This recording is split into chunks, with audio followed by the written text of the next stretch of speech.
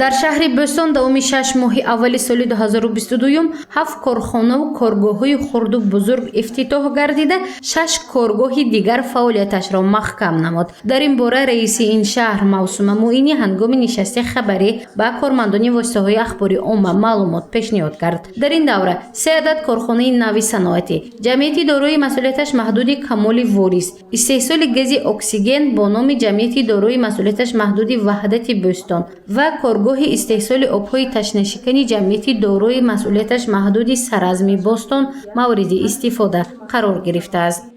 Корхонаҳое ки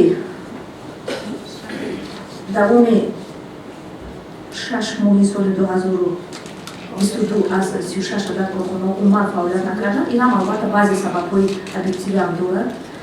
Масалан, кӯчидани ҳамон корхона ба дигар ноҳия, ё ин ки самти истеҳсоли худро дигар кардан, ё ин ки номи корхонаи худро дигар кардан, ё ин ки мавсими будани корхона аз ин сабаб 6 корхона кор накардааст. Аз фаъолият боз мондааст. Кор накардааст, лекин корбарӣ барои он корхонаҳое ки онҳо дар оянда кор наметавонанд, яъне ки ҳамон корхона аллакай ба дигар ноҳия кӯчидааст, ё ин ки самти фаъолияташро дигар кардааст, барои аз рӯйхати онҳо баромадан мо аллакай корбарӣ карда истодаем. Сохторҳои дахтҳо инҷа бузург доранд ва ман бовар дорам, ки дар омори моҳи июл аллакай ин нишондиҳандаҳо дигар мешаванд. ҳоло дар шаҳри Бӯстон 36 корхонаҳои хурду бузург фаъолият мебарад. ҳаҷми истеҳсоли маҳсулоти саноатӣ бо назардошти хизматрасонии барқу об ба маблағи 224,1 миллион сомонӣ таъмин гардидааст, ки дар муқоиса ба ҳамин давраи соли гузашта 50,4 миллион сомонӣ зиёд мебошад. танҳо аз ҳисоби корхонаҳои саноатӣ 286,2 миллион сомонӣ маҳсулот истеҳсол гардидааст. аз ин рақам маҳсулотҳои содиротӣ ба маблағи 1 миллион сомонӣ ба роҳ монда шудааст.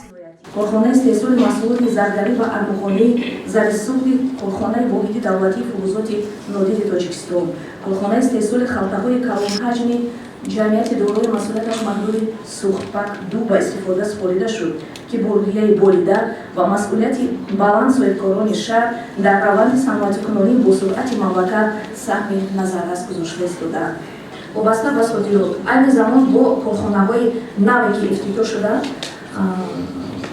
Нуртест, корхонаи Тӯҷфилис химияхои печон ҳастанд, мо корбарӣ карда истодаем барои содирот кардан ба кишварҳои Россия, Беларусия айни замон корбарӣ рафта истодааст. Албатта ҳоло кам аст, қариб ки надорем. фаъолияти 6 моҳи гузаштаи ниҳоди гуногуни мақомоти иҷроии ҳокимияти давлатии шаҳри Бӯстон дар нишасти матбуотии роҳбарияти ин шаҳр Мавсума Муинӣ мавриди баррасӣ қарор гирифт. вазъи ҷинояткорӣ дар ин марҳила зиёд ба қайд гирифта шудааст. аз рӯи таҳлилҳои оморӣ 9 ноболиғ 7 ҳолати ҷиноятро содир кардааст, ки дар муқоиса 3 ҳолат бештар мебошад. 18 нафар занон даст ба ҷиноят содиркунӣ заданд, ки 26 ҳолатро ташкил медиҳад. сатҳи ҷинояткорӣ дар шаҳри Бӯстон 2 ҳолат зиёд шудааст, 100 ададро ташкил медиҳад дар маҷмӯъ ва мутаассифона аз ҷониби ноболиғонам нисбати ҳамин давраи соли гузашта каме зиёд шудааст. 7 ҷиноят содир шудааст аз ҷониби 9 ноболиғ, лекин ошкоркунии ҷиноят наздики 100%-ро ташкил медиҳад. роҳбарияти шаҳри Бӯстон аз омоди шомилшавии сокинони шаҳр ба ҳизбу ҳаракатҳои ифротиро пешниҳод намуд. бино ба маълумоти вай 29 нафар сокинон ба гурӯҳҳои ифротӣ шомил мебошанд ва дар кишварҳои ҷангзада қарор доранд. барои ба ватан баргардондани онҳо мақомоти иҷроии ҳокимияти давлатии шаҳри Бӯстон ва мутахассисон корбарӣ мекунанд, то сокинон сари вақт ба кишвар баргардонда шаванд. шомилшавии сокинони шаҳр ба ҳар гуна ҳизбу ҳаракатҳои ифротӣ аз ҷумла иштироки сокинони шаҳр дар ҷангҳои мусалламона дар хориҷи кишвар ин ҳолатҳо ҳастанд. мо айни замон як нақшаи муштарак бо сохторҳои дархадори қудратӣ ба тасвир расондем.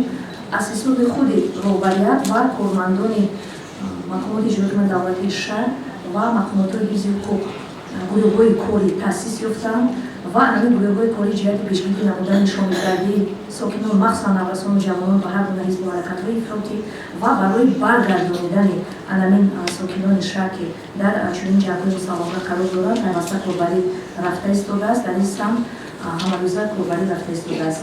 давоми ним соли гузаштаи 2022 дар шаҳри Бӯстон бекоркунии ақди никоҳ зиёд ба қайд гирифта шудааст. Дар ин муддат 41 оила аз ҳам ҷудо шуда расман никоҳашонро бекор карданд, ки дар муқоиса ба ҳамин давраи соли 2021 9 ҳолат зиёд аст. Бекор шудани ақди никоҳ на танҳо дар сатҳи шаҳри Бӯстон, инчунин дар вилоят низ ба чашм мерасад. Сабабҳои зиёд шудани бекоршавии ақди никоҳро дар гузоришҳои минбаъда шарҳ хоҳем дод. гузориши Мафнушкур ва Наимҷон Аюбов барои барномаи иттилоотии хабар.